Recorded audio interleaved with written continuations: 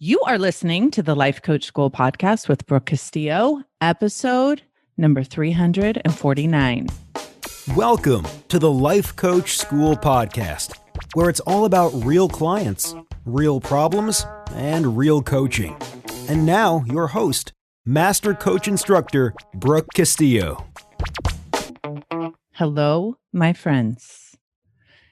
Today, I sound like a radio DJ because we're going to talk about dreams coming true. And dreams do come true. And we're going to talk about it with my brand new CEO, who I'm going to introduce you to in just a minute.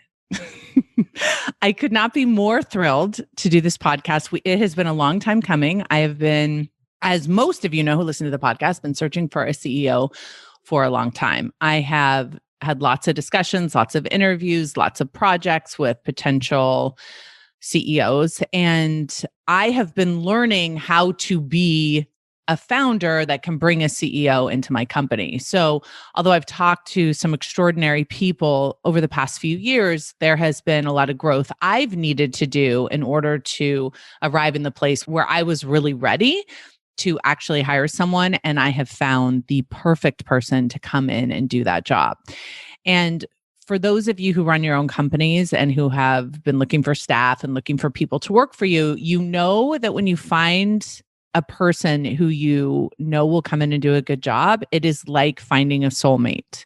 And I have found myself a soul sister, I would say, in being able to hire her for this job. I couldn't be more seriously content with this decision and delighted for it.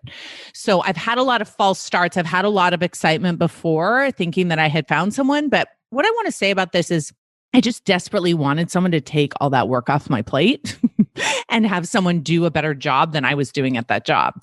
And what I realized is the reason I didn't find someone sooner is because I needed to get really good at that job and do it really well before I could bring this person in. And that's exactly what happened. Just when I settled in and was kind of resigned to the fact that I would be the one doing this job forever, she appeared. And I want to tell you how she appeared. And what's interesting about this whole podcast, and the reason we titled it the way we have, is that this whole connection where I'm hiring a CEO and found the perfect CEO for my beloved company is my dream come true. But her being the CEO of the Life Coach School is also her dream come true.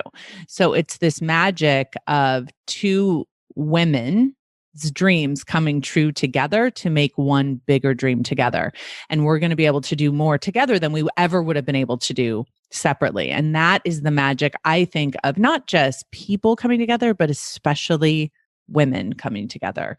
And I feel like I'm part of something that's happening in the universe that's way bigger than me, way bigger than her, way bigger than our company. That feels like a sense of magic to me.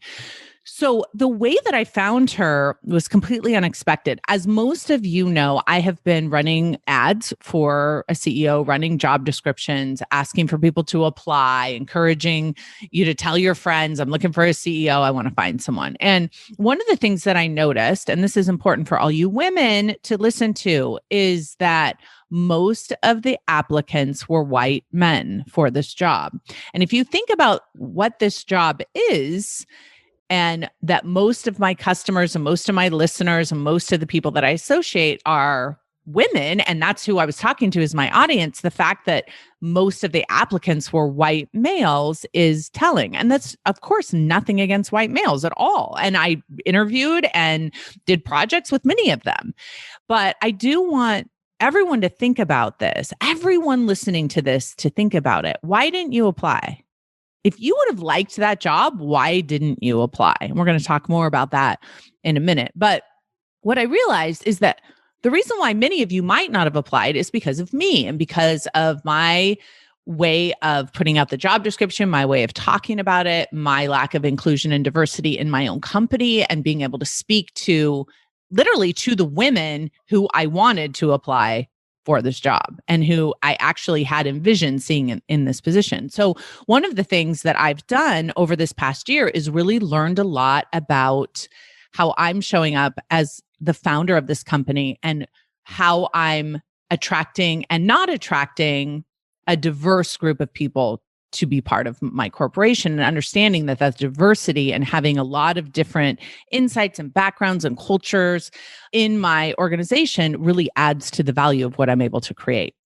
So one of the things that I did last year is I pulled a group of all of my Black women coaches into a Slack group and onto a phone call. I actually didn't do it. One of the women who's one of our coaches did it. Brooke actually pulled everyone together and said, hey, I want to have a conversation. And I asked if I could come.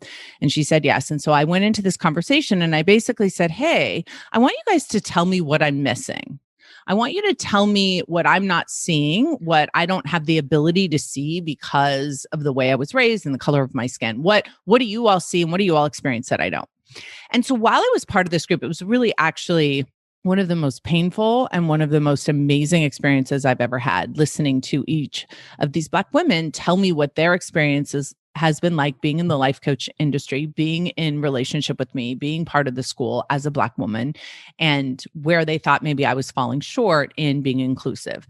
And that completely changed my life in the understanding of what I had been missing, what I literally didn't have the ability to see because of all my blind spots. So that in and of itself was such a powerful, amazing experience. But another part of that experience that was amazing is that I met a woman who was so extraordinary. It was like love at first sight. And I know that you all know what this is like. So you can fall in love with a man, love at first sight. You can fall in love with a friend, love at first sight. Turns out you can fall in love with the CEO at first sight. So this woman, Harvard trained attorney, wonderful energy, really amazing way of being present and holding space with me. And one of the things that is true about me in the world, especially with my students, is I tend to intimidate people. They tend to be a little bit nervous to talk to me, be straight with me, and disagree with me. And this woman was not afraid to do any of those things. And she did them in a way that didn't make me feel shame and not that she could make me feel shame, but she didn't create an environment of that for me to like be triggered by or anything like that. We just had these amazing, wonderful conversations. And I felt like at that moment, I went, maybe this woman could be my CEO. And then we had many conversations after that. And I watched how she was with other people. I watched how she showed up in the world. I watched her presence. And I just became more and more convinced that she was going to be an extraordinary option for me to maybe introduce to the possibility of this job. I was very excited to hear that she was looking to maybe have a new opportunity, looking maybe to change careers and try something different. She had it in the back of her mind. It wasn't something super active. So I asked for a call with her and I said, hey, can we jump on a call? And she told me later she was like freaked out. She had no idea what it would be. I think I had said it would be an opportunity to consider. And I'm sure she thought it would be a little tiny project that we would maybe do together. And I want to tell you about this phone call that I had with her because I think it's significant and it's for all of us, especially women, especially those of us who make excuses for not believing in ourselves. I think it's one of those opportunities for us to all go, could that have happened to me in my field? Could that have happened to me in a different opportunity? So I got her on Zoom and I said, hey, have you ever thought of possibly maybe considering being the CEO of the life coach school? And the look on her face and literally her looking behind her to see who I was speaking to is classic. It is so classic too. She was so dumbfounded. Like it literally hadn't even, and I'm going to let her of course speak to this, but it literally hadn't even been a consideration for her. And what's so amazing about that, you all, is that she is the perfect person for this job in every way. She has all the credentials that I want. She has all the experience that I need. She has the personality. She has the professionalism. She has the warmth that I need, the ability and the experience of coaching, the experience of managing people. Like literally every single thing on her resume in terms of her experience is the perfect fit for this job. And yet it hadn't even occurred to her to apply. And so we went through, I'm going to say 3 significant conversations where her belief system had to catch up with the offer, had to catch up with the opportunity. And we kept talking to each other, and we did a couple projects together and talked about some things that she could do to kind of demonstrate and see, talking to the team, seeing if maybe it would even be a possible fit in the future. And everything she did was a yes. Everything she did was perfection in my view. And every time we come back to the call, it would be like, wait, you're going to tell me this is a terrible idea and a terrible fit and you've done everything wrong and this isn't going to work. And I was like, no, actually the exact opposite. I couldn't be more excited. And it's funny because as you guys know, Chris Plackey is my best friend. We talk all the time.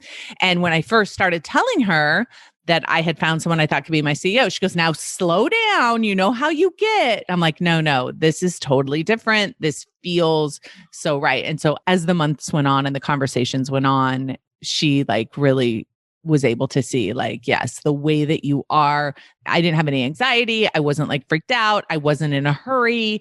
We were able to really take our time and establish a relationship with each other that is so important to me. I had told her listen, we're going to have a business marriage, the two of us. And so it's really important that we have good communication with each other, that we're able to be honest and that we're able to be direct with each other. So that is all to say that I then offered her a multi-million-dollar contract to come on as the CEO of the company for a minimum of 3 years. And she signed that contract. I signed that contract. It is official. Erika Royal will now be the CEO of the Life Coach School. I want you all to stand up wherever you are and applaud. She deserves a standing ovation. I deserve a standing ovation for finding her. I am so excited about the example that she is going to set for not just the life coaching industry, but for women, for Black women, for CEOs, for how to run a company truly being your most authentic self. So that being said, she has been sitting here listening this whole time, which has been excruciating for her to not be able to say anything. So welcome, Erika. Congratulations on being the CEO of the Life Coach School. Our team is so excited and thrilled and agrees that you're going to be an amazing CEO. So welcome to the podcast and welcome to the company. Well, thank you so much, Brooke. You're wrong. This has not been excruciating. This has been fabulous. So Okay, good. I can listen to you talk about me all day. I'm all in for that. And congratulations to you too, because listening to you talk about how long you've wanted this and we're both finally getting here and we're both finally getting our dream is amazing. Yes. So thank you very much. I'm very excited to be here. Yes. Awesome. So I want to let you speak to what your experience was like. I kind of gave you my version of it and my side of inviting you in and convincing you that, yes, this was real. And I did want you to come in and be the CEO. But I think it's important for you to talk about your experience and kind of the transformation you've gone through over the past several months as we've been discussing this. And I made the offer to you. Awesome. I think other people are probably going I would love to do that. Yeah. Okay. So going back to where this all started for me, I feel like this all started in the late spring, early summer of this year, when there was a lot going on with the world. There was obviously the pandemic, so everybody was kind of in their house and had the ability to be a lot more focused on things than they might otherwise be. And then all of these things happened with Black Lives Matter, because I think that Black Lives Matter is how we all ended up on that call, right? Yeah. So I think it's important to really acknowledge what happened there. So for me, the Black Lives Matter movement brings up a lot of stuff, right? I experience these events different ways through the different parts of my identity.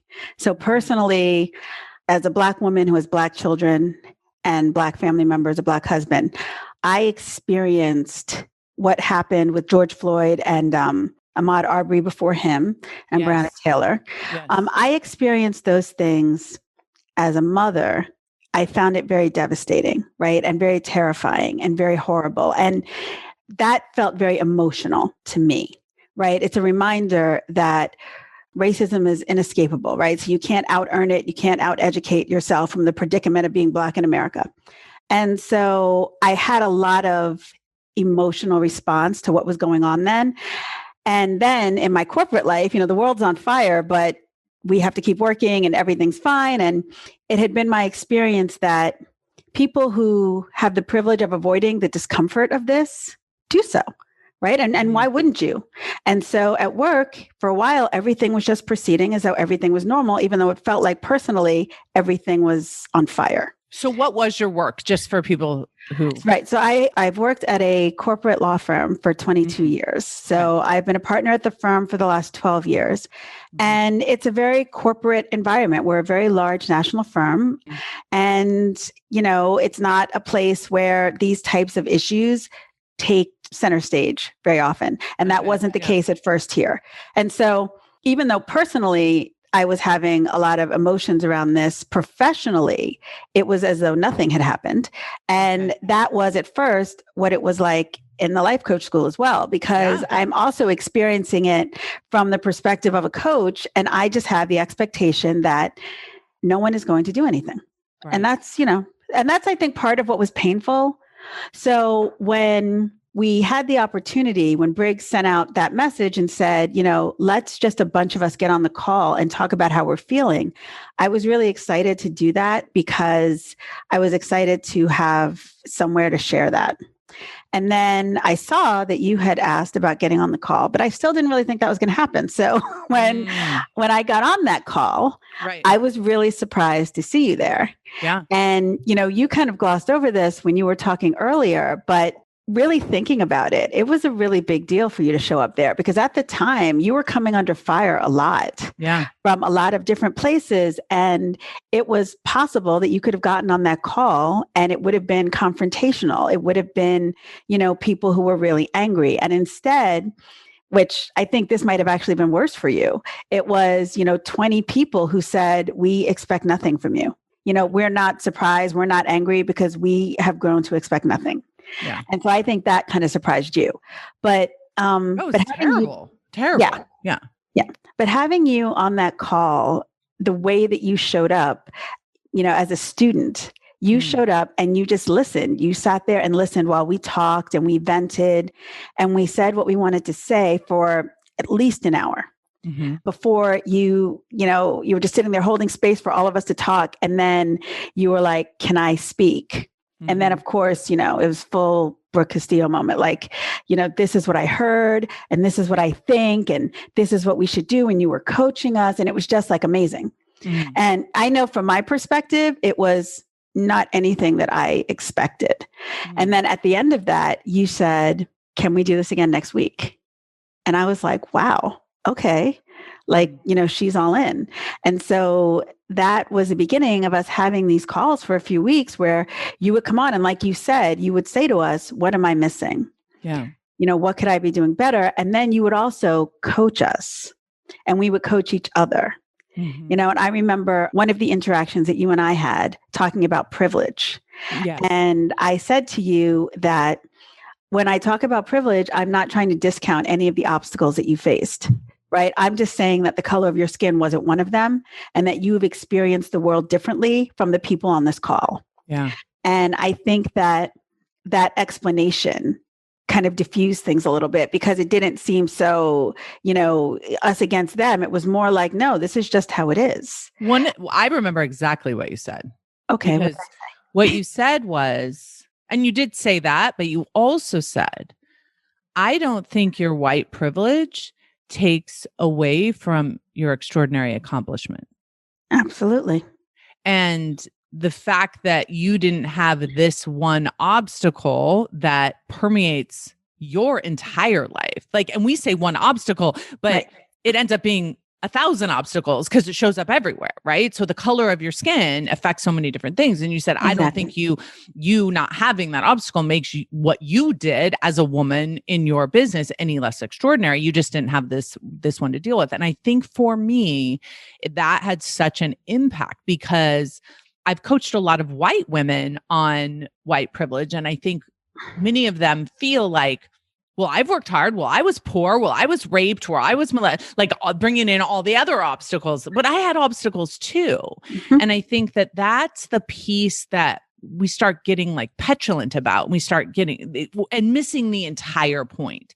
And for me, the way that you approach that with me, it just helped me drop into this area that I just do not understand and didn't understand at all. And having conversations with you and all of the other women on those calls and continuing to talk about your businesses on Zoom calls monthly, like that has changed my life in such an extraordinary way. And one of the things that we had talked about is like, I want to show up for these calls and be there for you and help support you in any way I can. But the trade-off is my education and being able to learn as much. And it's very humbling. But like, I think white women and white men are resistant to being humbled in that way because we immediately get resistant and defensive. But when we can open to it, it just opens up the world so much more. And it has for me, and it's made me actually a much more self-aware and externally aware person. So for that, I'm so thankful for you. So I'm actually glad you brought that up. Thank you. So that may have been your moment, your transformational moment for us. Mine was a week or two later when you were coaching me about this belief that I had that I couldn't make money as a life coach, right? That I had this career as a lawyer and I obviously knew how to make money, but I felt like as a life coach, I wasn't going to be able to do that. And I was really stuck because I had this idea that I had to completely turn off one and turn on the other. And so you coached me on the idea that I actually didn't have to give up my identity as a lawyer to be a coach. And I didn't have to give up 25 years of education and work to turn around and have a different career as an entrepreneur. And there was something in the way that you explained to me that I wasn't starting from scratch. I was just bringing all of that with me. Yes. And you're kind of holding space for me to believe that I could bring my whole self to this other role just really blew my mind. And it was very impactful for me because it was the first time that I considered that, oh, okay, I actually can still have all of this and be this other thing. And so that would obviously be important to me later when we started talking about this other role, which, I love that we're talking about these calls because I believe that at some point we transitioned into a bit of a job interview, but only one of us knew that a job interview was occurring. Exactly. So to get to when you reached out to me in Slack and asked me to get on the call with you. Yeah. Yes, I had very small and retrospectively inconsequential projects in mind when you said that. And it was funny because you asked me and I was like, yes, how about today? And you were like, oh, no rush. Let's talk next week. I was like, okay, next week. And then the other thing is that you didn't just get on that call with me and say, oh, would you ever possibly consider maybe?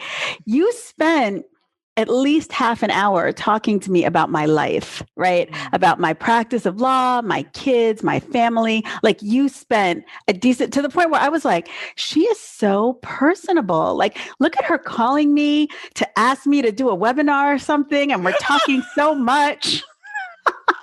And so when you got to the point where you did broach the subject of your search for a CEO, and I was just listening, I was like, oh, this is lovely.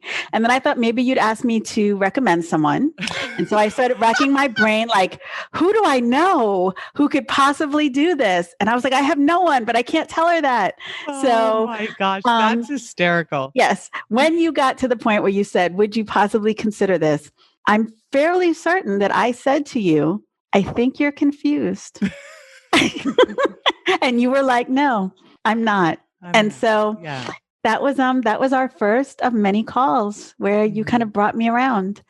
But I will tell you, after we got off the call and I was able to like kind of decompress and just replay it in my mind and everything, I was able by the end of that day to get to, anything is possible because Brooke Castillo just called me and talked to me about being the CEO of her company. Oh, that's so awesome. Yeah. So now I know that anything is possible.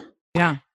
So And what I think about too is had you applied for the job 2 years ago, 1 year ago, whatever, you would have been hired for the job 100%. Right. And so I wonder, like, the lesson in that for us to like share with other women, men, humans, is you will never get hired. You will never fulfill an opportunity that you don't apply for.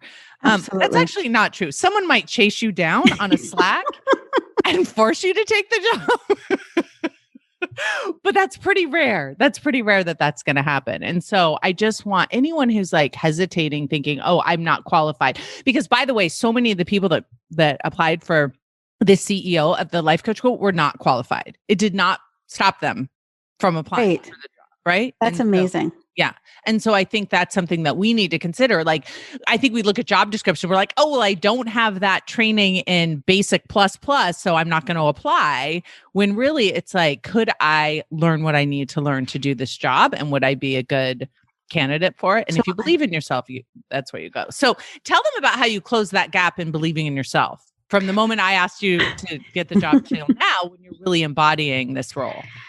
So there's been a lot of self-coaching, a lot of coaching by others, a lot of self-coaching. Yeah. It's been a lot of also me not understanding what you wanted. So I think that even when I was listening to you talk about your search for a CEO on the podcast, I had my own ideas of what that must look like, right? So somebody who must have experience as a CEO, who knows how to do CEO things and, all of that. So it never occurred to me that I would be that person, because in my mind, I did not have what you wanted. And when we started talking and you started explaining to me what you were looking for, one of the things you wanted was not someone who was going to come from running a company into running your company, because you wanted someone who wouldn't want to change everything. Right. So somebody like me who's going to come in and say, I want to learn how you do everything. And then I want to figure out how we do it better. Right. And how we do it bigger is more what you want than somebody who already knows how they've achieved this someplace else. Yeah. And so understanding the job helped me to see better how I could fit in there. And also working on projects with you and talking to the life coach school employees also helped me to see how I could fit in there. But then I also started to feel like everything I had done up until this point was leading to this, right?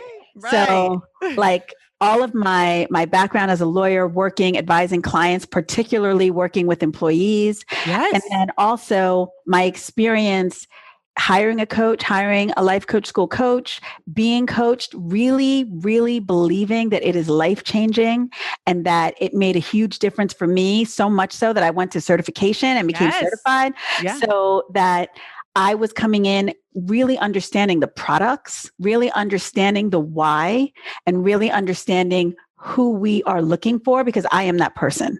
And by the way, what kind of law were you practicing? I was practicing employment law. By the way, my friends. So, could there have been a more perfect person for this job? I don't think so. And I like you so much, and we get along so well, and we have such good communication chemistry too. Yes. Like, what are the chances of all of that aligning, right? It's amazing. Right? So good. It's amazing. So once you started recognizing that, then you started going, wait a minute. Right. Then all of a sudden there was this counter thought to my self-doubt that was like, what if this is perfect? Like just keep going, and even now having this conversation with you in December versus having a conversation with you in August, it's just a world of difference, right? In terms of my confidence and my ability to do it and my belief that I will figure it out. And my belief that as long as you just show up and you're all in and we'll just figure it out. And one of the things I love about the life coach school is that I was comfortably uncomfortable in my law firm job that had a ton of rules. Here, I think the reason that I was so intimidated at first was that there are no rules, right? So there are no rules. Like you say, well, how do we do this? And then the answer is, I don't know, Erika. How do you do this? And so at first that was very intimidating, but it's actually become very freeing because it's like you can harness your own thinking and you can try it out immediately, right? And you might fail and that's okay. Yeah. Right? If you fail, you just correct and get back up and keep going. That's how we do. That's how, that's what you say, but that is also really what you do. So anybody who's wondering, because who's heard Brooke say this, it's real, you guys. It is real. And one of the things that I want to share with everyone that was kind of, I don't know, super satisfying to me was we had a meeting here in Austin. We had an in-person meeting where most of the team came to. You were wearing an amazing red suit, which Thank you. It was like the perfect outfit. You know how I feel about you got to have the right outfit to be introduced as the CEO of the Life Coach School. But we had a conversation afterwards, and I pondered that conversation for a long time after, wondering how many founder CEOs had conversations like this. And one of the things that I had said to you is that I love you, and that is super important to me, that I love you and that I care about you, and that no matter what, we have to maintain that love, whether you stay as the CEO. And we had actually, during that conversation, we're talking about our contract that we were writing and what would happen if you left, or if we decided it wasn't a good fit or whatever, like how important it was for both of us to maintain our relationship with each other, regardless of what happens business-wise. And I think that is something that most founder CEOs, I'm picturing like, no, I'm picturing other boardroom conversations. I'm not picturing them telling each other they love each other, right? No. And a couple other things we talked about in that conversation that I think are so, I think, amazing to share for other people who are considering creating businesses like we're creating and managing businesses like we have, is, really talking about, like, for me, I wanted you to know what it's like to be the head of a corporation like this. There are haters. There are people that are going to come after you. There are people that are going to say things that are terrible about me and about you and about us and about our organization and all of that. And I wanted to make sure that you knew that was going to happen and that I have your back. No matter what, I will always have your back. Even if we disagree on things, and I want us to disagree on things. I don't want you to come in and be anything other than who you truly are. And what that inevitably will mean is that we'll have differing opinions on certain things. Now, I don't want you representing the company with opinions that differ from mine. We have to discuss those and share those in a way that's appropriate for a corporation, but that the way that I have built this company is by being honest and being myself and inviting people to disagree and hate me. And that is okay. And that is something that I wanted you to know you were getting yourself into, because it's not as easy as it looks. I'm all in. It's fine. It's fine. Yeah. And let the haters come. I mean, haters are not enough to keep me from my dream. Right. And so let's pause there. Yeah. Because there's a lot of people that don't go after their dream because of what people will think and because of the haters. So that is that's not a little statement. And just to elaborate on that a little bit. So one of the things that I had to do to get from August to December is I had to really work on the fear that I had, right? And the fear wasn't just, I'll try this and fail, right? Because, okay, all right, that could happen, right? The fear was more, what if I allow myself to truly want this? Like, what if I allow myself to say, this is my dream come true, and go after it and don't get it, right? Because just failing doesn't feel like that big of a deal, but failing at your dream come true feels like a lot. And the thing that I just had to keep telling myself is, listen, you can let fear decide you don't even try. Right? You can definitely do that. You can just say, thank you, Brooke, but no, thank you. Good luck and God bless you. Right. Or you can say, I'm going to go ahead and feel this fear and I'm going to try anyway, because it's going to feel terrible either way. So the trying feels terrible. The not trying also would feel terrible. And in that moment, I knew what the not trying would feel like because I was there. I was already not living my dream, right? I was already not having it. And so I was like, do I stay here, which feels terrible, or do I feel the fear and feel terrible and just really go for it? And so when you talk about haters, I feel like getting over my own nonsense. Your own hate. My own hate, right? I was my own biggest hater. And so getting over my own hate. Are, right. Yeah. All the other haters feel like nothing. Yeah. God, that's so beautifully said. And the other piece, and this is something I really want all employers and all managers to really consider. One of the things that I said to Erika, and I really meant this, was I want you to come to the life coach school and be you. 100% of who you are. I don't want you to try to be some version of yourself that you think I want, because I can do that.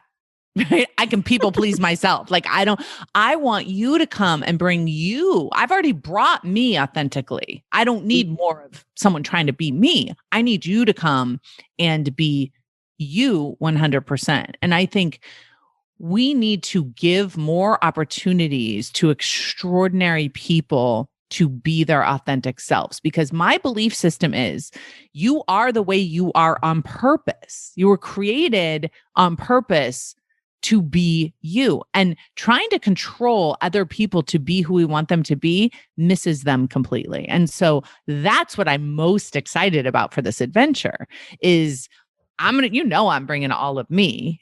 Yes. And you're going to bring all of you, and together we're going to create something so much more magnificent than we could alone. You want to speak to that too?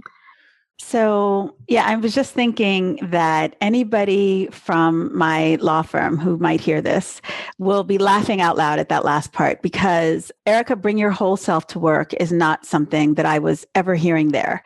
So it was more, bring your best self, Erika. Yeah. Leave that other part at home. Leave the other part home. And in this year in particular, I have become a lot more outspoken at work about certain issues. And I think that, the response has not always been great. And you can't just exist there, right? You can't just show up as your full self and coexist with other people being their full selves. Like everybody still believes they have the right to tell you that you have to be quiet, or that you can't say that, or you can't do that. Yeah. And so I think that here, the opportunity to show up as my whole self, which just means being my authentic self, right? It doesn't mean showing up as somebody who is not professional or somebody who is not, running a company. Those things are a thing, but just being able to know that I don't have to pretend to be something that I'm not to have this job, to me was exhilarating. And when I finally allowed myself to believe that you were really looking at me, felt amazing. Oh, right. Yeah. Yeah. And one of the ways that I'm able to do that, and this is a really important distinction, is knowing that Erika has the model and has the ability to coach herself and has enough self-awareness gives me the trust and the confidence that she will be able to bring her managed mind to the organization. A lot of times people are a hot mess in their mind, and you're like, come bring your whole self, right? Clean up those thoughts first, right? And that's something everyone in our organization is held responsible to. And we immediately decided that, first of all, if you work for me, you get a coach, right? You get a coach to work with. But Erika and I decided early on, because her belief system was so far away from mine in terms of what I was believing she could do and what she was believing she could do, we wanted to get her a coach right away to help her overcome those other things. I mean, I could tell her all day long, but if she doesn't believe me because she doesn't believe in herself, that's not going to matter. And so that has made your transformation just over these past several months, extraordinary, like who you are as a woman, as a CEO now versus when we started. It has been really amazing and fun to watch, for sure. Absolutely. Yeah. Anybody out there who thinks they don't need a coach, very much mistaken. And that's really, that's what I walked away from my experience having a coach with 3 years ago. Mm-hmm. I walked away thinking there are so many people who have no idea. The fact that this could absolutely change their lives. I'm working with a coach now on these issues and just being able to clear up all the clutter in my mind around everything is unbelievably, it changes everything. Yeah. So I think the message I wanted to convey on this podcast was, first of all, dreams do come true. Ours did. And I kept believing and knowing that I would find the perfect right person. And I will say for me, like what brings me so much joy in this relationship is that it's easy.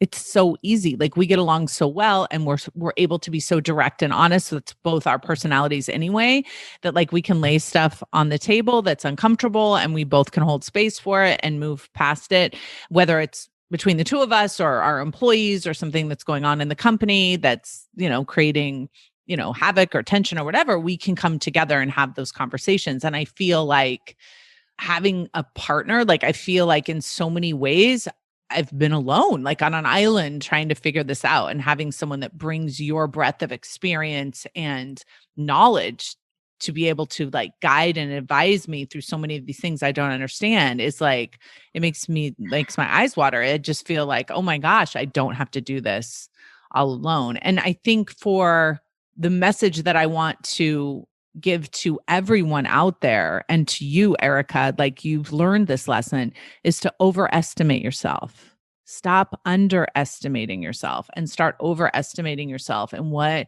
you're capable of.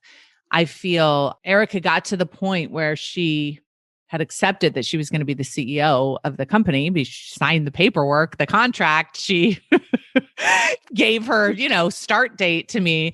And then, of course, as the coach that I am, the next question I had is, okay, so now you're the CEO. That's the baseline. Now, where are we going to go? And do you remember what you said? I feel like I said something small and inconsequential. And then you said, just multiply that exponentially because my thoughts are much bigger for you.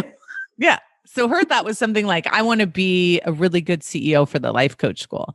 And here's the other thing that's kind of interesting that you should all kind of consider as you're witnessing her ascension into, like, my vision is one of the most influential and significant CEOs in America, like not just in our industry, not just within the school, but being an example of taking a company to $100 million the way that we're going to do it, with love and compassion and inclusion and diversity and the model, all of those things, not just doing a good job for the school, but doing a good job literally for humanity is my vision for all of us and for everyone who's a part of the school. And I see you leading that charge for us and continuing to think way beyond what you think is possible for yourself. Everything I teach in Scholars is everything I live, which means that the people who are close to me and that I'm working with, we all have to be believing in the same thing. So what do you think about that? Yes. As always, Brooke, you're leading, you're ahead of us. So, okay, first, I will say this. I will say that I personally am just so honored and humbled by this, because even just for me thinking about the example that I can be to my own daughters, right? And then to other Black coaches at the Life Coach School, and then to Black women and Black girls everywhere, right? Yeah. Like I really, if people walk away from this with nothing else, I want them to understand that anything is possible. And so you really have to be willing to think outside of what you think possibility is, because I mean, a friend and I were laughing about this a couple of days ago. If I had told you a year ago that I would be making this podcast and saying these things, we both would have thought that was preposterous, right? And so now I want people to look at me and hear my story, which, people will come to know me more over time, and really just feel like anything is possible. And I really want to live that. I really want to live that and show that and be an example to particularly Black girls and Black women, but all women, that all the women who didn't apply for this job, right? That anything is possible. Yeah. And I want to just add to that, and all men who want to run an organization that makes $100 million, that is set up in a way where you can have a balance in your life and you can tell the truth and be yourself and feel like you're living your purpose. This is all the way that our organizations and our corporations and our lives need to start directing towards, because the trajectory has not been in the way that we are able to balance ourselves and be who we are and fulfill our mission in the world. And so Eric and I are going to show you how you do that by running this corporation together in a way that lives it and demonstrates it. So you should all pay attention and take some notes. And I've always said that from the very beginning of starting this company, and everyone was telling me, everyone, it was like my mother and my husband, right? Telling me like, I don't know if this is reasonable. And I just was like, in my mind, I'm like, y'all need to just sit back and take notes, because this is how it's going to be done. And I feel that way now more than ever. I'm like so stoked to be able to do that with you. So I wanted to do this podcast to make the announcement, and I'm so honored and proud to do so. I'm so happy I found you. You have no idea how satisfying it is to know that I have someone that can run my company that I trust 100% to do such an extraordinary job and to figure out what I don't know yet. Like, that is truly. So I just want to say, I'm so happy you're here. Congratulations. I feel like you earned this job before you even realized you did, by the work that you've been doing over the past 20 some odd years. Yeah. Well, thank you.